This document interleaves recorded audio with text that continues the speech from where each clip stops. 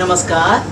बृहन्मुंबई महानगरपालिका शिक्षण विभाग अंतर्गत व्हर्च्युअल क्लासरूममध्ये तुम्हा विद्यार्थ्यांचे हार्दिक स्वागत.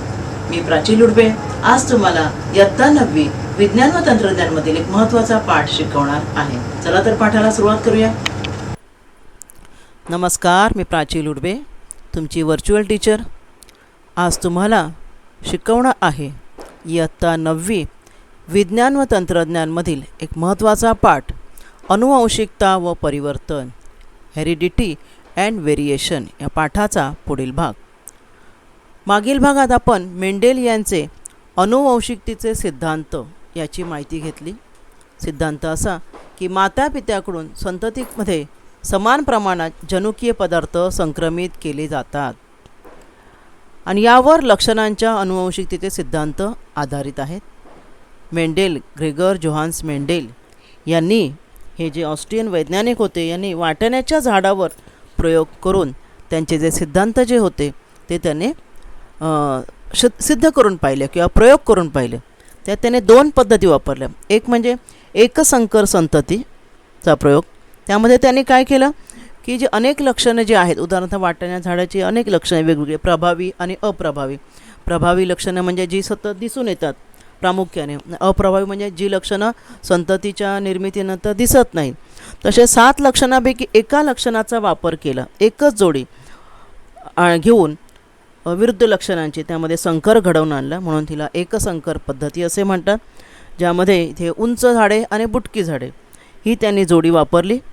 त्यामध्ये जनक पिढी जी P1 उंच झाडांची आहे आणि दुसरी जी बुटक्या झाडांची आहे ती त्यांनी घेतलेली आहे स्मॉल p मध्ये. आणि बुटक्या झाडांना त्यांनी अप्रभावी म्हटलं आणि उंच झाडांना प्रभावी म्हटलं, कारण जे पुढील पिढी जी तयार झाली त्यात बुटकी झाडे जी आहेत ती निर्माण झालीच नाही, म्हणून हे अप्रभावी लक्षण ही आहे एकसंकर पद्धत. त्यानंतर त्याने द्विसंकर पद्धत, डायहायब्रिड क्रॉस, ह्यामध्ये त्यांनी लक्षणांच्या 2 जोड्या घेतल्या. इथे बघा, प्रभावी आणि अप्रभावी. वाटाण्याच्या झाडाचं एक लक्षण गोल आणि पिवळं दुसरं लक्षण रंग, आणि अप्रभावी सुरकुतलेला वाटाणा आणि हिरव्या रंगाचं, अशा 2 लक्षणांच्या असलेल्या 2 वेगवेगळी लक्षणं, प्रभावी आणि अप्रभावी लक्षणं असलेल्या झाडामध्ये संकर घडवून आणला, म्हणून याला द्विसंकर पद्धती असे म्हणतात. आणि संकर घडवून आणल्यानंतर त्यांना कशा प्रकारे रोपं तयार झाली ते पहा. या तुम्हाला चित्रामध्ये दिसत असेल. 9:3:3:1 म्हणजे गोल आणि पिवळे वाटाणे अशा 9 प्रकारामध्ये 9 रोपांमध्ये मिळाले. त्यानंतर गोल आणि पिवळे अजून 9 झाले एकूण, आणि गोल आणि हिरवे 3मध्ये दिसले. त्यानंतर सुरकुतलेले पिवळे 3मध्ये दिसले आणि सुरकुतलेले आणि हिरवे एकामध्ये दिसले. म्हणजे 9:3:3:1 ह्या रेशोमध्ये काय तयार झालेले, रोपं तयार झाले. म्हणजे संततीमध्ये जशी तुमची युग्मक असतील त्याप्रमाणे 25%, 50%, 50%, 25% ह्या रेशोमध्ये, म्हणजे समान प्रमाणामध्ये तुमचे जनुकीय गुणधर्म जे असतात ते संक्रमित केले जातात. असा मेंडेलचा अनुवांशिकतेचा सिद्धांत आपण मागील भागामध्ये पाहिला. पुढील भागामध्ये आपण अनुवांशिकतेमध्ये किंवा अनुवांशिक अपसामान्यतेमुळे निर्माण होणाऱ्या ज्या काही विकृती आहेत त्यांची माहिती आपण आजच्या पुढील भागात घेणार आहोत. पुढे फार महत्त्वाचा भाग आपण पाहणार आहोत, तो म्हणजे अनुवांशिक विकृती, जेनेटिक डिसऑर्डर म्हणजे काय. तर तुम्हाला आत्ताच कळलं ह्या मागील भागावरून की गुणसूत्र, आणि आपण मागील व्हिडिओतही पाहिलं की गुणसूत्र जी आहे ती मातापित्यांचे अनुवांशिक गुण पुढे संक्रमित करणारा महत्त्वाचा घटक म्हणजे गुणसूत्र, बरोबर ना. अनुवांशिक गुण वाहून नेणारा घटक म्हणजे गुणसूत्र. मग ह्या गुणसूत्राच्या अपसामान्यतेमुळे, गुणसूत्रामधील काही वेगळेपणामुळे किंवा म्हणजे जीन्समध्ये काही चेंज झाला तर काही आजार निर्माण होतात. त्यांना म्हणतात जेनेटिक डिसऑर्डर्स, अनुवांशिक विकृती. हे एक जरी गुणसूत्र तुमचं वेगळं असेल तरी ते आपल्या पूर्ण शरीरावर परिणाम करतं किंवा पूर्ण संततीवर परिणाम करतं. मग या ठिकाणी गुणसूत्र दाखवल्या हलणारं, आणि हे गुणसूत्र काय करतं आहे, तुम्हाला आपल्या तयार होणाऱ्या संततीला मारक ठरतं. या विकृतीमध्ये गुणसूत्राचं आधिक्य म्हणजे काय, गुणसूत्र एखादं अधिक असेल किंवा एखादं गुणसूत्र कमी असेल किंवा गुणसूत्राचा एखादा भागाचा लोप पावला असेल. गुणसूत्राचे भाग माहिती आहे ना आपल्याला, आपण मगाशी प्रकार पाहिले ना, मेटासेंट्रिक वगैरे. मग त्या गुणसूत्र बिंदूमध्ये असतो, मग त्याच्या खालचा भाग नसेल किंवा वरचा भाग नसेल, तर एखादा भाग नसेल किंवा त्याचं स्थानांतरण झालं असेल तर अशा ह्या गोष्टींमुळे अनुवांशिक विकृती निर्माण होतात. कोणत्या प्रकारच्या विकृती असतात बघा, दुभंगलेले ओठ असतात बघा, काही मुलांचे ते ऑपरेशन करून जोडावे लागतात. मग वर्णकहीनता म्हणजे त्वचा निस्तेज असते, रंग नाही त्वचेला, काही शारीरिक व्यंग असतात, सिकलसेल ॲनिमिया, हिमोफिलिया हे सारखे दोष जे आहेत ती काही अनुवांशिक विकृतींची उदाहरणं आहेत. जेनेटिक डिसऑर्डर, ते चित्र तुम्हाला दाखवले बघा. आपले जे गुणसूत्र मानवामध्ये 46 गुणसूत्र असतात, 22 जोड्या, आणि ते नंबर घालून दाखवले बघा. 1 2 3 4 22पर्यंत नंबर घातल्या. 22 दुणे 44 मोजा तुम्ही. आणि शेवटची जी जोडी आहे, ती शेवटची जोडी जी आहे ती लिंग दाखवणारे आपण लिंग गुणसूत्र म्हटलं की नाही. मग प्रत्येक गुणसूत्राचा आकार बघा सारखा आहे का? सगळे जोडीने आहेत. मग प्रत्येकामध्ये काही ना काही वेगवेगळा आकार आहे बघा, कळलं ना. आणि त्यामध्ये बदल झाला तर काय होतं, अनुवांशिक विकृती निर्माण होतात. गुणसूत्र सगळे एकाच आकाराची नसतात. आपण प्रकार पाहिले ना गुणसूत्रांचे. तर आपल्या मानवी गुणसूत्राचा तक्ता बघा, काय दिसतंय बघा तुम्हाला मानवी गुणसूत्र तक्त्यामध्ये. मगाशी मी दाखवलं तसंच आहे बघा. 1 नंबर, 2 नंबर, 3 नंबर बघा, लहान आहे. 4 नंबर, 5 नंबर अजून लहान आहेत. प्रत्येकच बघा 11 12 13 बघा, लहान होत चालले आहेत. 16 17 18 21 22 तर किती लहान आहेत बघा. 22पर्यंत जोड्या झाल्या. आणि 23वी जोडी बघा, ही असेल XX असेल किंवा XY असेल, बरोबर ना.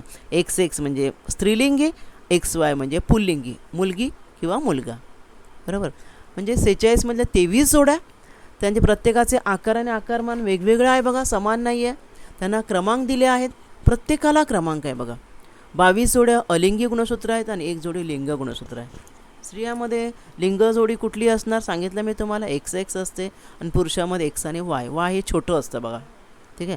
मग ह्यातल्या कुठल्याही जोडीत फरक पडला बाळांनो तरी अनुवांशिक डिसऑर्डर दिसतात, कळलं ना, म्हणजे विकृती दिसते, कळलं. आता हे 21 नंबर म्हणजे 21 नंबर हाच आहे, हे 22 नंबर म्हणजे हीच जोडी आहे, 13 नंबर म्हणजे हीच जोडी आहे.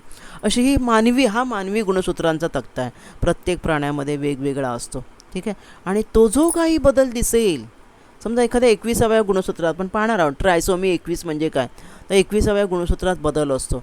तो बदल पूर्ण ही गुणसूत्र तुमच्या पेशीमध्ये असतात, बरोबर ना. मग आपल्या शरीरात किती पेशी आहेत तेवढ्या प्रत्येक पेशीतील गुणसूत्रामध्ये तो बदल असतो. म्हणून पूर्ण शरीरभर हा बदल फिरत असतो पहा. म्हणून ते मी साईडला दाखवलं. म्हणजे सर्व गुणसूत्राने एका जरी गुणसूत्रातल्या केंद्रकात फरक झाला तर पूर्ण शरीरभर त्याचा परिणाम दिसून येतो पहा. तर यामध्ये निर्माण होणाऱ्या ज्या डिसऑर्डर्स आहेत किंवा विकृती आहेत त्यांचे 2 प्रकार पडतात. गुणसूत्राच्या अपसामान्यतेमुळे निर्माण होणाऱ्या विकृती आहेत आणि जनुकांच्या बदलामुळे निर्माण होणाऱ्या विकृती. तर गुणसूत्रांची अपसामान्यता म्हणजे काय, गुणसूत्रांतल्या बदलामुळे. क्रोमोसोमल ॲबनॉर्मॅलिटीज, क्रोमोसोम्स म्हणजे गुणसूत्रामध्ये काही बदल झाला. काय बदल, तर त्यांची एकूण संख्येत बदल होऊ शकतो. मानवामध्ये 46 आहेत ना, 46 47 जरी झाली तरी बदल होऊ शकतो. एखादं अलिंगी गुणसूत्र जी होती ना पहिले 22ची संख्या, ज्या 22चे आकडे, त्यांची संख्या कधी कमी झाली तर निर्माण होणारी संतती वांज नसेल पण गुणसूत्राच्या संख्येमध्ये वाढ झाली किंवा एखादी जोडी वाढली किंवा एखादं गुणसूत्र वाढलं तर त्या जन्मणाऱ्या बालकामध्ये शारीरिक किंवा मानसिक दोष निर्माण होतो. त्याचं आयुर्मानसुद्धा कमी होतं, आयुष्य कमी होतं. अशा प्रकारे हे विकृती त्यामुळे निर्माण होते. कोणत्या विकृती आहेत पहा या चित्रामध्ये. आता तुम्ही हे पाहिलं बघा, कॅट आय सिंड्रोम, घारे डोळे दिसतात की नाही, ते पण एक त्या प्रकारचं घारे डोळे म्हणजे एकदम कॅट आहे, मांजरीसारखे डोळे, ही सुद्धा एक विकृती आहे. त्यानंतर ही जी आहे डाऊन सिंड्रोम म्हणतात याला, मंगोलियन चेहऱ्यासारखे दिसणारे मुलं. त्यानंतर डाऊन सिंड्रोम पहा, हे डाऊन सिंड्रोममध्ये वेगवेगळे चेहरे आहेत.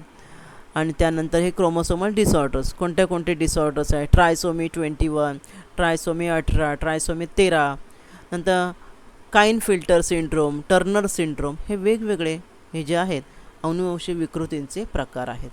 ट्रायसोमी 21 आता आपण पाहणार आहोत, ट्रायसोमी 18 आणि ट्रायसोमी 13 पाहणार आहोत आपण पुढच्या भागाबरोबर. पहिलं आहे त्यामधलं काय, डाऊन सिंड्रोम किंवा मंगोलिकता, डाऊन संलक्षण. काय बघा, 21व्या गुणसूत्राची त्रिसमसूत्री अवस्था, 21व्या गुणसूत्राबरोबर एक्स्ट्रा गुणसूत्र असतं, कळलं का. हे गुणसूत्रातील अपसामान्यतेमुळे निर्माण होणारी मंगोलिकता ही विकृती आहे. ही मानवाच्या बाबतीत पहिल्यांदा शोधून काढली गेली आणि वर्णन केलेली विकृती आहे. यामध्ये काय होतं, गुणसूत्र रचनेमध्ये एकूण 47 गुणसूत्र दिसतात आणि ते 47वे गुणसूत्र कुठे माहिती आहे का, 21वी जोडी आहे ना त्याच्याबरोबर, म्हणून त्याला ट्रायसोमी 21 म्हटलं. मग असे मी तुम्हाला सांगितलं बघा, ट्रायसोमी 21. आता जर ट्रायसोमी 21 म्हणून ट्रायसोमी 21 13व्या गुणसूत्राबरोबर असेल एक्स्ट्रा तर ट्रायसोमी 13 म्हणतात. 18व्या गुणसूत्राबरोबर असेल तर ट्रायसोमी 18 असे म्हणतात. कळलं का? म्हणजे ह्या गुणसूत्रामध्ये अभ्रकाच्या शरीरातील 21व्या गुणसूत्रा जोडीबरोबर एक अधिकचं गुणसूत्र असतं. त्यामुळे अशा अभ्रकामध्ये 46च्या ऐवजी 47 गुणसूत्र दिसतात.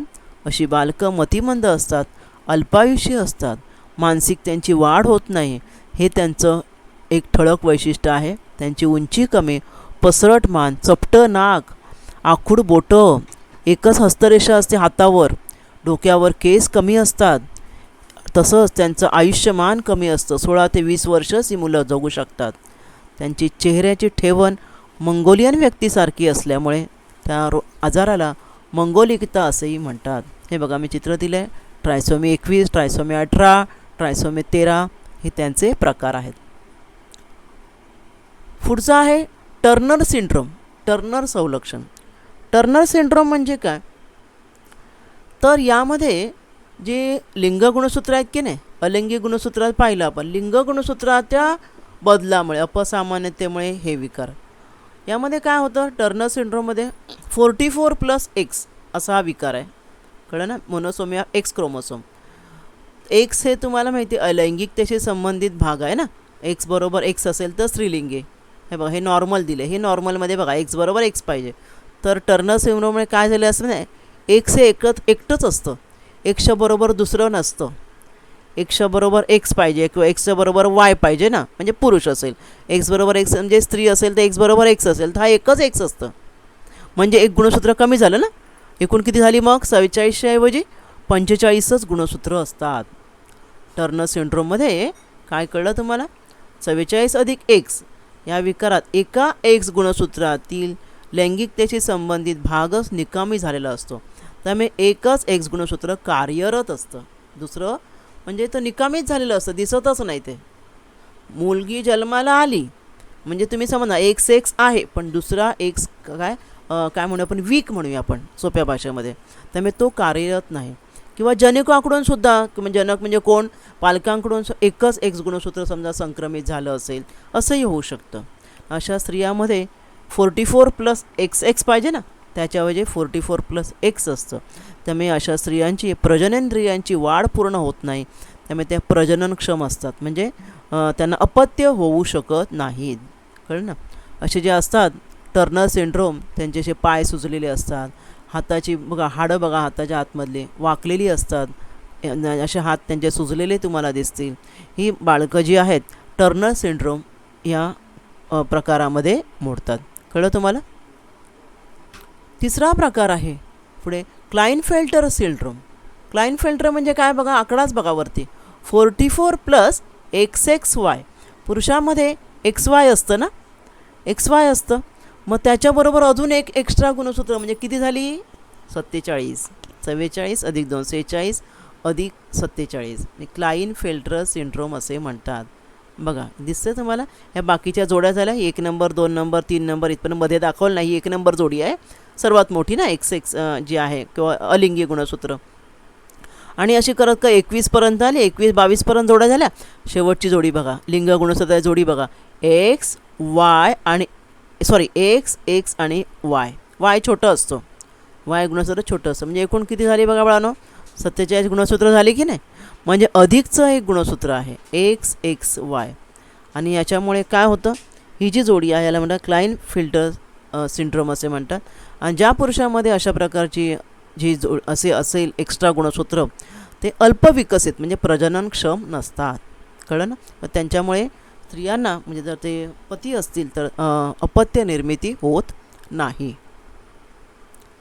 हा झाला पहिला प्रकार, की कोणाच्या गुणसूत्रांच्या बदलामुळे, गुणसूत्र एक्स्ट्राचं आहे किंवा कमीचं आहे त्यामुळे होणारे विकार. पुढे आहे जनुकीय, जीन्समध्ये काही बदल झाले तर त्यामुळे उद्भवणारे रोग, एकजनुकीय विकृती.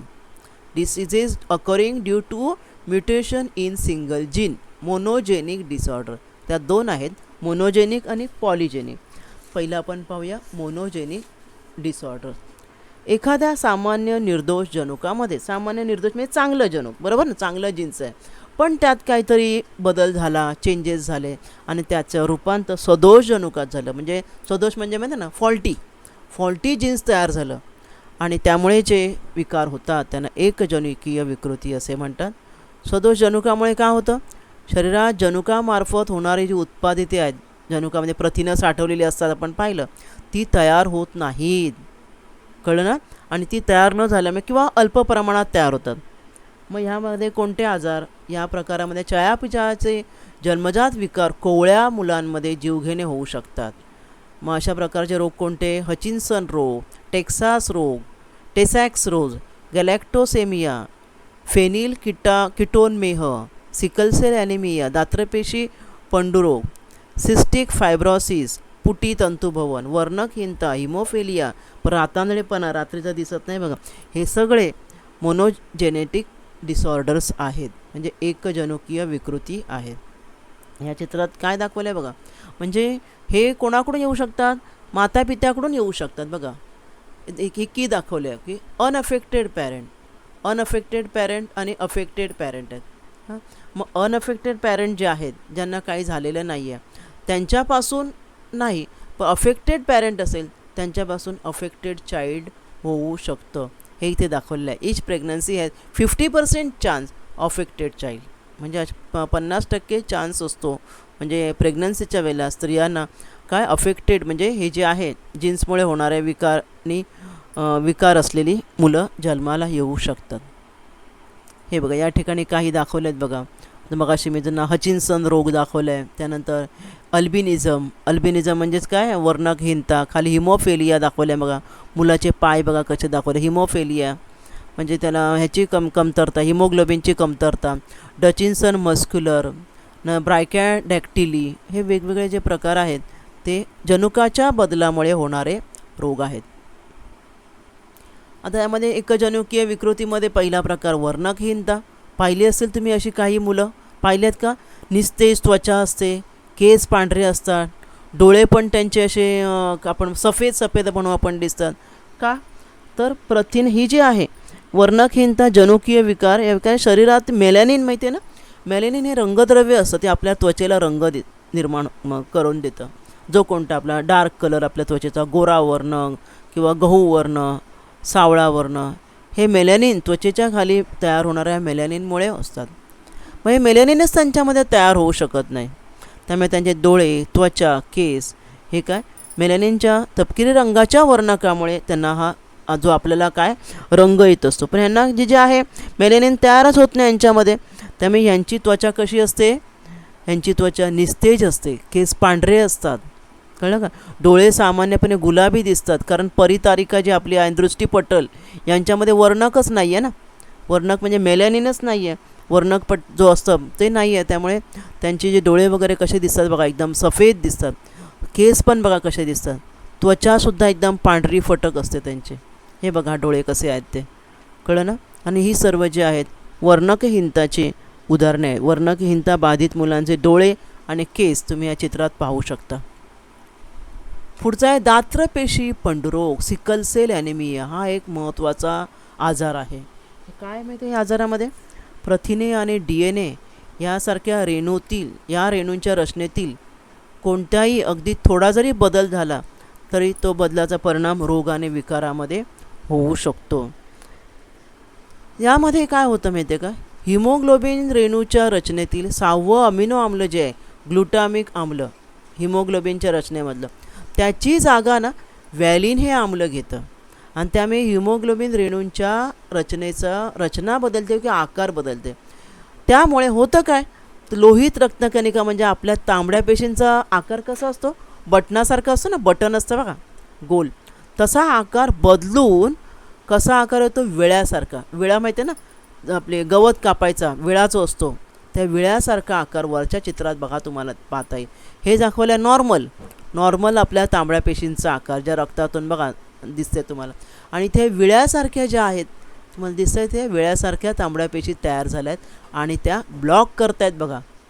त्या काय करतायत, रक्तपेशींना ब्लॉक करतायत आणि ह्यालाच म्हणतात सिकल सेल ॲनिमिया दात्रपेशी पांडुरोग. त्यामुळे ह्या विकाराने बाधित व्यक्ती ज्या असतात त्यांच्यामध्ये काय होतं, हिमोग्लोबिनची ऑक्सिजन वाहून नेण्याची क्षमता कमी होते. या स्थितीमध्ये अनेकदा लोहित रक्तकणिकांची गुठळी होते आणि त्या नाश पावतात. परिणामी रक्तवाहिन्यामध्ये अडथळा निर्माण होतो. बघा इथे दाखवलं या चित्रामध्ये, इथे ह्या थांबत आहेत म्हणजे ह्या नाश पावल्यात आणि त्यामुळे रक्तवाहिन्यामध्ये अडथळा निर्माण होऊन आपली अभिसरण संस्था, रक्ताभिसरण संस्था आहे ना रक्त वाहून नेण्याची, त्यामध्ये हृदय आणि रक्तवाहिन्याच काम करत असतात. मेंदू, फुफ्फुसे, वृक्क म्हणजे किडनी यांना हानी पोचू शकते. सिकल सेल आजार हा अनुवंशिक आहे बाळांनो, कळलं का? गर्भधारणेच्या वेळी जनुकीय बदलामुळेच हा आजार होतो आणि आई आणि वडील जर दोघेही सिकल सेलग्रस्त किंवा वाहक असतील तर त्यांच्या अपत्यांना हा आजार होऊ शकतो. आणि त्यामुळे समाजातील सिकल सेल व्यक्ती जे असतील किंवा वाहक असतील त्यांनी आपापसात विवाह करणे टाळायचं आहे. कळलं तुम्हाला? सिकल सेल आजाराने बाधित व्यक्ती बघा ह्या चित्रात पण दाखवले बघा, नॉर्मल सेल आणि सिकल सेल कशा आहेत बघा. सिकल सेल दिसतं तुम्हाला, म्हणजे त्यामध्ये आपल्या लोहित रक्तकणे जे आहेत तांबड्या पेशींचा आकारच पूर्ण बदलला आहे आणि बदलल्यामुळे त्या काय करतात, ब्लॉकेज निर्माण करतात रक्तवाहिन्यामध्ये, गुठळी निर्माण करतात. ब्लॉकेज म्हणजेच गुठळी. व्यक्तींचे प्रकार, सिकल सेल वाहक व्यक्ती असू शकते किंवा सिकल सेल वाहक म्हणजे कॅरियर आणि सिकल सेल पीडित SS म्हणजे सफरर. सिकल सेल रोगाची ओळख काय, कशी तुम्हाला कळणार सिकल सेल व्यक्ती, तर त्यांच्या हातापायाला सूज येते, सांधे दुखतात, असह्य वेदना होतात, सर्दी खोकला सतत असते त्यांना, अंगात सतत बारीक ताप, लवकर थकवा येणे, चेहरा निस्तेज दिसणे, कारण हिमोग्लोबिनचं प्रमाण कमी होतं ना, त्यामुळे चेहरा निस्तेज दिसणे ही सिकल सेल व्यक्तींची लक्षणे आहेत. बाळांनो, महाराष्ट्रात सिकल सेल ॲनिमियाचे जवळजवळ 2.5 लाखापेक्षा जास्त रुग्ण आहेत आणि सुमारे 21 जिल्हे सिकल सेल आजाराने जास्त प्रभावित आहेत आणि त्यातले 21मध्ये 11 जिल्हे हे विदर्भातील आहेत. आता हा सिकल सेल आजार कसा होतो पाहूया आपण.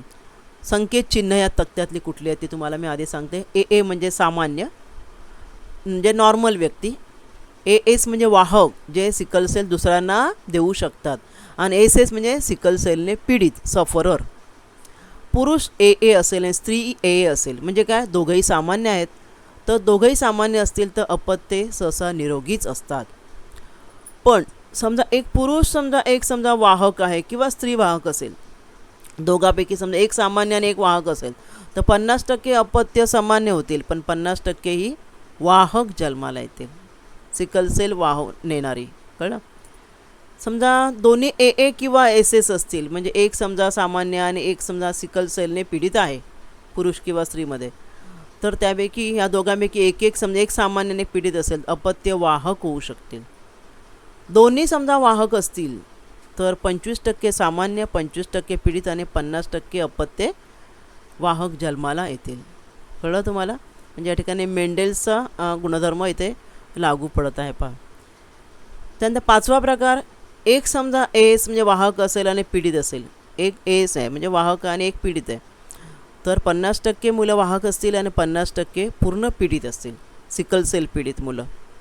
आणि दोन्ही जर पीडित असतील तर त्यांचे पूर्ण अपत्य, सर्व अपत्य ही पीडितच जन्माला येतील. आणि म्हणूनच सांगितले जर सिकल सेल पीडित व्यक्ती असतील किंवा वाहक जर असतील त्यांनी आपापसात विवाह करणे टाळायचं आहे की जेणेकरून तुमची पुढची पिढी ही सिकल सेल असणार नाही. मग यावर उपाययोजना काय, सिकल सेल पीडित अपत्य निर्माण होऊ नये म्हणून?